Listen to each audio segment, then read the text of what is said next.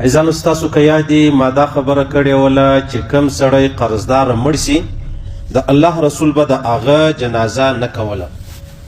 یو سړی قرضدار مړ سو په وس یې پوره وه چې دا قرضه یې ادا کړې وی. پیغمبر علیه صلات وسلام د جنازې لمونځ نه ورکوي او پیغمبر علیه صلات وسلام فرمایي چې یا الله ما له کفره وساتې ما له قرضې وساتې.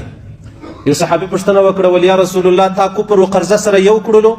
د الله رسول فرمایل و دا قرضه چې سړی واخلي دا یو واره مطلب وعده کوي، په وعده کې خلاف ورزي ځینې کیږي، بیا مطلب دی قول وکړي پر هغه قول باندې ونه خیږي، بیا په آخر کې دروغ شروع کی. وعده الخلافه کول د منافق کار دی او دروغ ویل د منافق کار دی. نو پیغمبر علیه السلام به ویل الله ما له کفر وساته ما له قرضې وساته.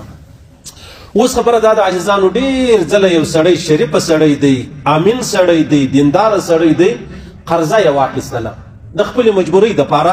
لکه جناب نبی کریم صلی الله علیه وسلم به هم کله کله د کور د خرچې دپاره قرضدار رسولو.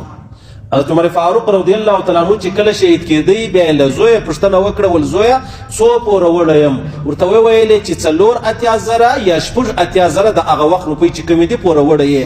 بیا د ترتیب ور وښوی چې داسې وکړه داسې وکړه داسې وکړه دا قرضه یو رقم ادا کړه. اوس یو سړی دی هغه دینداره سړی دی، شریفه سړی دی، قرضه یې اخیستې وله د ده چې کوم امید و